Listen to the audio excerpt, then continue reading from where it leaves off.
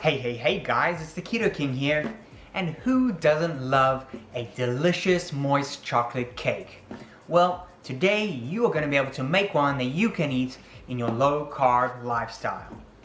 The ingredients you'll need for this low carb chocolate cake is some table salt, coconut flour, cocoa powder, coconut oil, a sweetener of your choice. I'm using xylitol, some vanilla essence or vanilla extract, cinnamon powder, baking soda and baking powder, some cream cheese, and lastly, eggs. And lastly, you'll need some zucchini. Do not click away from the video. I can promise you, you do not taste the zucchini in this cake, and you get to tell your friends you're actually eating one serving of vegetables while you tuck into some delicious chocolate cake. Alright, so let's start by adding our dry ingredients into a big mixing bowl. Start off with half a cup of coconut flour, half a cup of cocoa powder. Next, you're going to use half a cup of a sweetener of your choice. As I said, I'm using xylitol. You can use whatever you choose. And again, you can increase or decrease the amount of sweetener used according to your taste preference. Half a teaspoon of cinnamon powder. Then you're going to be using 1 teaspoon of baking powder and 1 teaspoon of baking soda. Give that all a good mix. Then pop this aside for a moment. Grab yourself another bowl and you're going to be adding in your wet ingredients. Start off with a 1/4 cup of coconut oil.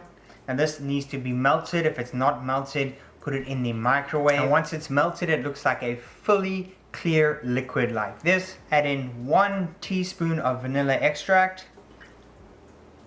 And then crack 4 eggs directly into the mixture. Grab yourself a whisk and give that a good beat.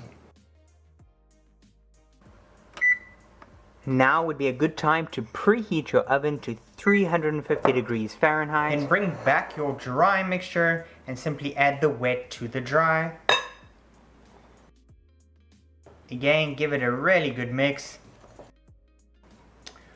Right, and then we're going to be adding in 2 cups of grated zucchini. Yep, you heard right, zucchini is going into this chocolate cake. All you have to do is grab your zucchini. I just used a box grater. Simply used it on the smaller setting on the side and grated up 2 cups worth of the zucchini. Add that directly to the mix. And it should end up looking a little something like this. Don't worry, nobody will be able to detect that there's actually zucchini in this chocolate cake. And I can promise you it tastes delicious and gives it a wonderful moist texture. If you feel like you need a little bit more sweetener for this, now would be the time to add it and mix it in. Then grab yourself a round baking tin. Now you can use any size from around 8.5 to 9.5 inches. It should work. You need to grease this pan. You can grease it with whatever you choose. I'm using a olive oil non-stick spray. Just make sure to give it a good coating and ensure you coat the sides of the baking tin. Then grab your mixture and simply dump it straight in to your baking tin.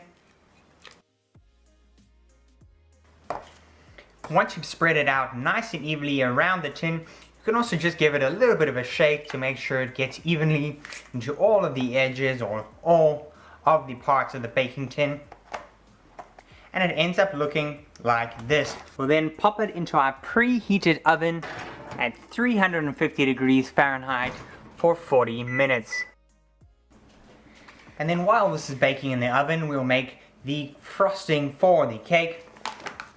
What we'll do is just grab yourself some cream cheese. Now you can use any amount you want. This is all just going to be up to your taste and your taste preference. Put some cream cheese in a container. You're going to want to sweeten that up a little bit. I'm using some xylitol.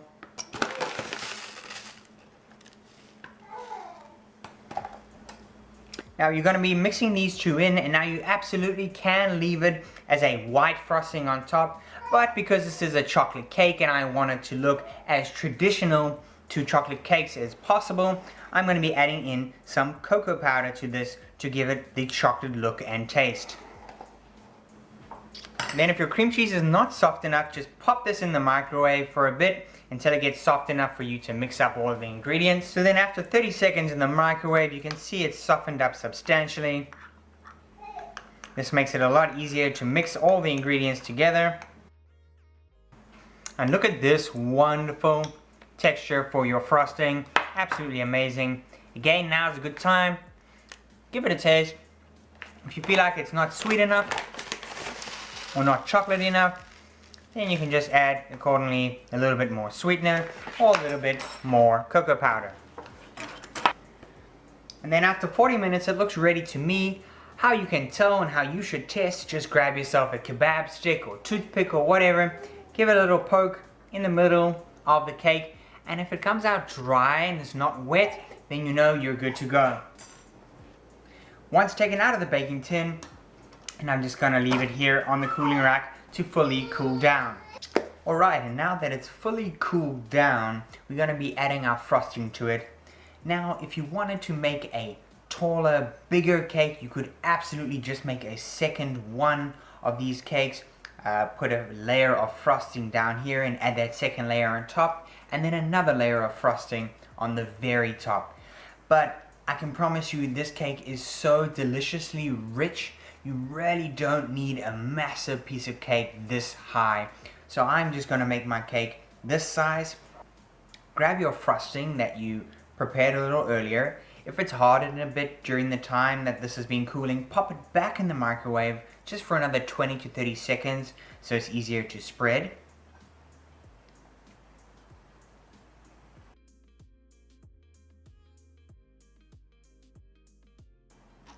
And you end up with a low-carb chocolate cake like this.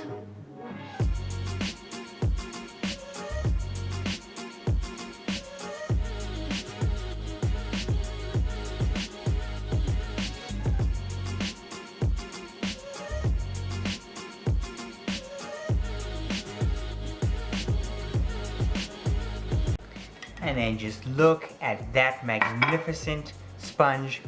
Really, it's such a wonderful, soft, moist texture. And as I'm always requested to take a bite out of it on camera, this is what it looks like. That texture on the inside is absolutely phenomenal. And of course, feel free to decorate and do whatever you want on top. I put some sprinkles on, because hey, what's a cake without some sprinkles? Let me know in the comments section how you enjoyed this low-carb chocolate cake. I would love to hear from you. Don't forget to like this video and subscribe to my channel so you don't miss any more awesome recipes just like this one. And of course, keep it keto.